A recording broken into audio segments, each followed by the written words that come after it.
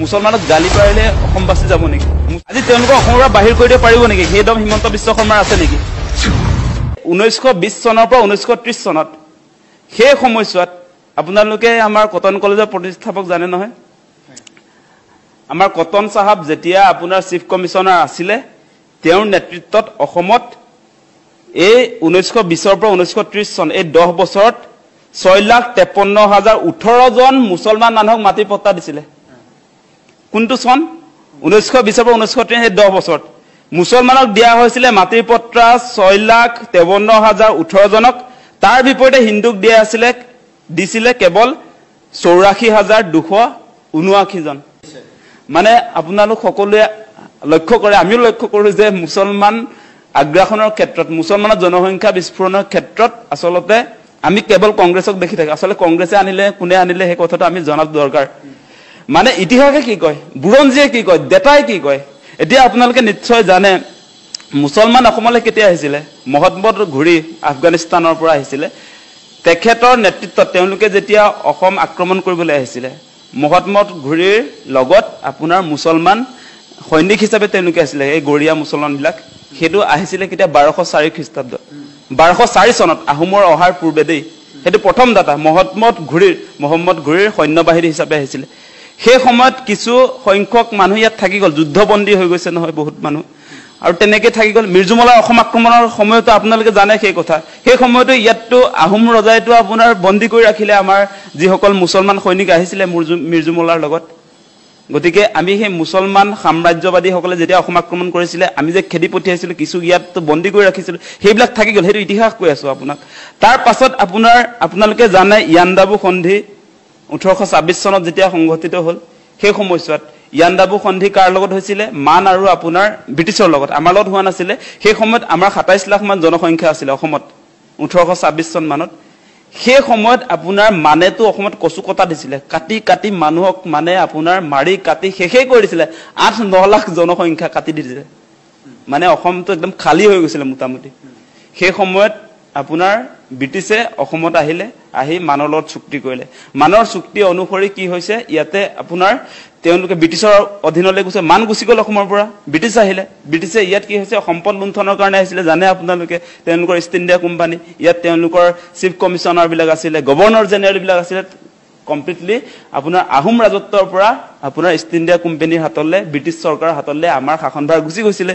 সেই সময়ছোৱাত আপোনালোকক মুছলমানে কেনেকে আমাৰ ইয়াত সোমাবলৈ পালে সেই কথাটো যদি চাই আপোনালোকে ডেটা যদি চাবলৈ যায়, তথ্যই কয় যে ব্ৰিটিছৰ হাতলৈ যেতিয়া আমাৰ প্ৰশাসন যন্ত্ৰটো গুচি গ'ল, তেওঁলোকে যেতিয়া ইষ্ট ইণ্ডিয়া কোম্পানীৰ জৰিয়তে আমাৰ সম্পদ লুণ্ঠনৰ কাম কাজত আগবাঢ়িলে, আপোনালোকে জানে সেই সময়ত ঝাৰখণ্ডৰ পৰা আৰু বিভিন্ন আমাৰ ভাৰতৰ ৰাজ্যৰ পৰা তেওঁলোকে প্ৰথম অৱস্থাত চাহ খেতিৰ কাৰণে আমাৰ চাহ জনগোষ্ঠীৰ লোকসকলক আনিলে। সংখ্যাটো 5 লাখ জনসংখ্যা। আৰু তেতিয়া সেই একেটা সময়তে আপোনালোকে জানে 1920 আৰু 1930 চনত মুছলমান মানুহৰ সাংঘাতিক প্ৰব্ৰজন হৈছিলে আপোনাৰ এই পূৰ্ববংগৰ পৰা, ঢাকাৰ পৰা, মৈমনসিঙৰ পৰা। সেই মানুহবিলাক ইয়ালৈ আহি সংস্থাপন কৰিছিলে ব্ৰিটিছ চৰকাৰে। কিমান কৰিছিলে সেইটো জানি লওক, সেইটোতে ইণ্টাৰেষ্টিং হ'ব। কংগ্ৰেছে আনিলে কোনে আনিলে, কিন্তু সেই সময়ত গোপীনাথ বৰদলৈ আছিল, সাংঘাতিক প্ৰতিবাদ হৈছিলে। অসমটো নাথাকো বুলিয়ে কৈ দিছিলে ভাৰতৰ লগত। কাহিনী তেনেকুৱা। সেই সময়ত আপোনালোকক ডেটা দিছোঁ, এই 1920 চনৰ পৰা 1930 চনত সেই সময়ছোৱাত আপোনালোকে আমাৰ কটন কলেজৰ প্ৰতিষ্ঠাপক জানে নহয়? আমাৰ কটন সাহাব যেতিয়া আপোনাৰ চিফ কমিশনাৰ আছিলে তেওঁৰ নেতৃত্বত অসমত এই 1920 পৰা 1930 চন এই 10 বছৰত 6,53,018 জন মুছলমান মানুহক মাটি পট্টা দিছিলে। কোনটো চন? 1920 পৰা 1930 এই 10 বছৰত মুছলমানক দিয়া হৈছিলে মাটিৰ পট্টা 6,53,018 জনক। তাৰ বিপৰীতে হিন্দুক দিছিলে কেৱল 84,279 জন। ডিফাৰেন্সটো চাওক, মুছলমানক কিমান দিলে? 6,53,018 জন মুছলমানক ভূমি পট্টা কৰি দিলে ব্ৰিটিছ চৰকাৰে। হেনৰি কটন সাহাব কটন কলেজৰ প্ৰতিষ্ঠাপক।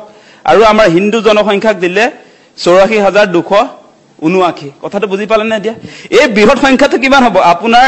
এই যে 6 লাখ মানে প্ৰায় 7 লাখক যে তেওঁলোকে 1920 পৰা 30 চনৰ ভিতৰত যে মাটি পট্টা দিলে ব্ৰিটিছ চৰকাৰে, সেই এটা এঘৰত আপোনাৰ ইয়াত যে 6 লাখ যে দেখুৱাইছে 6 লাখ 7 লাখে প্ৰায় যে 6,53,000 মানে 7 লাখে ইয়াৰ জনসংখ্যাটো যদি চাই তেতিয়াও আপোনাৰ প্ৰায় 10 লাখ এটা পৰিয়ালত যদি 3 জনকে ধৰ তেতিয়া হলে প্ৰায় 15-20 লাখ মানুহক পট্টাটো কোনে দিলে মানে 15-20 লাখ পৰিয়ালক জনসংখ্যা হিচাপে যদি চাই তেতিয়া হলে এই বৃহৎ জনসংখ্যাৰ মানুহক মুছলমান সম্প্ৰদায়ৰ মানুহক ব্ৰিটিছ চৰকাৰে ইয়াত সংস্থাপন কৰিলে সেই মানুহবিলাক কিয় আনিছিলে আপোনালোকে জানে মৰাপাটৰ খেতিৰ কাৰণে আনিছিলে তাৰ পাছত আপোনাৰ ধানৰ খেতিৰ কাৰণে কিছু মানুহ ইয়াত অনা হৈছিলে মূল খেতিটো আছিলে আপোনাৰ উজনি অসমৰ ক্ষেত্ৰত যেনেকৈ আপোনাৰ চাহ জনগোষ্ঠীক আনিছিলে 5 লাখ মান আৰু নামনি অসমৰ ক্ষেত্ৰত প্ৰায় 6-7 লাখ আপোনাৰ মৰাপাট খেতিৰ কাৰণে ব্ৰিটিছে লৈ আহিছিলে আৰু অসমীয়া মানুহে খেতি কৰিব নোৱাৰে বুলি তেওঁলোকে ভাবিছিলে মৰাপাটৰ খেতিটো অসমীয়া মানুহে তেতিয়ালৈকে কৰা নাছিলে নাজানে গতিকে সেই মানুহবিলাক আনিছিলে ব্ৰিটিছে সংস্থাপন কৰিছিলে গতিকে এই কথা বতৰাবিলাক আমি জানিব লাগিব আৰু আমাৰ যেটো ডেটা সেই ডেটা অনুসৰি এই ডেটাৰ লগত কিন্তু এটা কথা আমি যদি মিলাই চাই আজিৰ দিনটোৰ যদি মিলাই চাই তেতিয়া হলে চাব এই এনআৰসি যে আপডেট কৰিলে সেই এনআৰসিত সেই কাৰণে মুছলমানৰ আপোনাৰ বহিৰাগতৰ সংখ্যা অবৈধ বিদেশী সংখ্যাটো কম মানে 1.5 লাখ বা 2 লাখ হ'ব আপোনাৰ হিন্দু বাংলাদেশৰ সংখ্যা 18 লাখ হে প্ৰ্যাকটিক্যাল কথাটো বুজি লওক সৰকাৰে এনআৰসি আপডেট কৰিছে দেই এটো আকাশ দলে কৰা নাই কথাটো কৈছো মই আপোনালোকে সকলোৱে জানে এতিয়া এনআৰসি খচৰাখন ফাইনেল হোৱাৰ পাছত কিয় এই মুহূৰ্তলৈকে বিদেশী বিতৰণৰ ব্যৱস্থা কৰা নাই কাৰণটো হৈছে যে সেই এনআৰসিৰ খচৰাত চূড়ান্ত তালিকাত হিন্দু বাংলাদেশীহে তাত আছে প্ৰায় 17 লাখ মান আছে কাহিনী বুজি পাইছে নাই কিন্তু অবৈধ মুছলমান সংস্থাপনৰ ক্ষেত্ৰত ব্ৰিটিছ চৰকাৰে আনিছিলে সেই কথা ডেটাই কয় তাৰ প্ৰমাণ পত্তা কোনে দিছিলে হেনৰি কটন 1920 পৰা 1930 লৈকে কিমানক দিছিলে 6,53,000 লোকক দিছিলে তাৰ বিপৰীতে অসমৰ থলুৱা মানুহক কিমান দিছিলে 84,000 গতিকে সেই কথাবিলাক নাজানিলে এনে বিতৰ্ক কৰি লাভ নাই গতিকে আপুনি সেই কাৰণে এতিয়া মিয়াক খেদিম বুলি ক'লে মিয়াক যে বাহিৰ কৰি দিব নোৱাৰি সেই সময়তে পত্তা পায় তেওঁলোকৰ কাগজ পত্ৰ ক্লিয়াৰে হৈ আছে তাৰ পাছত কিছু সংখ্যক আহিছে কাৰ কাৰণে আহিছে যে আমাৰ সুপাধিলা নীতিৰ কাৰণে আমি যে সীমা সমস্যাবিলাক সমাধান কৰিব পৰা নাই কাটাতাৰৰ ব্যৱস্থা কৰিব পৰা নাই আজি বিজেপি চৰকাৰেতো তাত সীমাত গৈ প্ৰথম যেতিয়া সৰ্বানন্দ সোণোৱাল মুখ্যমন্ত্ৰী হল 1 ইঞ্চিও বাংলাদেশিক মাটি এৰি নিদিম বুলি কৈছিল সীমা পুনৰ নামত হাজাৰ বিঘা দি দিলে বাংলাদেশক দুৰবিন চাই সীমা সমস্যা সমাধান কৰিম বুলি তাতটো এটা হেৰিও চলিছিল এটা ফিল্মি ষ্টাইলত মানে তেনেকুৱা ধৰণৰ নাটকো চলিছিল কিন্তু সমাধান নহল আজিও উন্মুক্ত হৈ আছে আজি ভাৰত বাংলা সীমাত মুঠৰ ওপৰত এই সংগ্ৰামখনে আচলতে কাৰুৰ লাভ নহলেও পলিটিক্যালি হিমন্ত বিশ্ব শৰ্মাক হিৰো কৰোৱা এটা সংগ্ৰাম হৈছেগে এতিয়া কিন্তু হেতুবা আমি সাৱধান হ'ব লাগিব আমি জনা শুনা মানুহবিলাকে যিসকল শিক্ষিত আজি যুৱক যুৱতী আমি নেতৃত্ব দি আছো যিসকলে জাতীয় জনগোষ্ঠীয় সংগঠনক প্ৰতিনিধিত্ব কৰি আছে আমি আসলে ইতিহাসটো জানিব লাগিব আৰু এই ক্ষেত্ৰত আসলতে মেইন প্ৰ্যাকটিক্যালি আসলতে আমি কি কৰিব পাৰো সেই পৰ্যায়লৈকে যাব লাগিব আজি বড়ো মানুহবিলাক আজি কুচ ৰাজবংশী আমাৰ ট্ৰাইবেল মানুহবিলাক সেই মানুহবিলাকৰ ওচৰলৈ যদি মিয়াবিলাক আপুনি পঠিয়ায় তেতিয়া হলে সেই মানুহবিলাকে ল'ব নেকি সেই কথাটোতো নাই গতিকে সেই কাৰণে আমিও লক্ষ্য কৰিছো যে তাতো কুচ ৰাজবংশী ছাত্ৰ সন্থা বা আমি দেখিছো বিভিন্ন কুচ জনগোষ্ঠীৰ লিডাৰক দেখিছো তেওঁলোকে কৈছে আমি কি ডাস্টবিন নেকি যে আপোনালোকে তাৰ পৰা খেদিব আমি কি ইয়াত গ্ৰহণ কৰিম সেই কথাটো নাই গতিকে ইয়াৰ কাৰণে এটা আপুনি যেটো সলিউশনৰ কথা কৈছে এতিয়া মূল কথাটো আহিছে যে মুছলমানৰ সাংঘাতিক ধৰণে জনসংখ্যা বিস্ফোৰণ হৈছে গতিকে সেই জনসংখ্যা বিস্ফোৰণ হোৱাৰ কাৰণে আমাৰ যিবিলাক আসলতে ইয়াৰ খিলঞ্জিয়া মানুহ ইয়াৰ ভূমিপুত্ৰৰ প্ৰতি ভাবুকি আহিছে সেই কথাটো আহিছে গতিকে সেই কামটো কোনে কৰিব এতিয়া জনসংখ্যা নিয়ন্ত্ৰণৰ কাৰণে হিমন্ত বিশ্ব শৰ্মাই কোনখন আইন আনিলে এতিয়ালৈকে তেনেকুৱা ব্যৱস্থাপনা আছেনে বা চৰ চাপৰিত থকা লোকসকলৰ শিক্ষা স্বাস্থ্য সেই ক্ষেত্ৰত কি কাম কৰিলে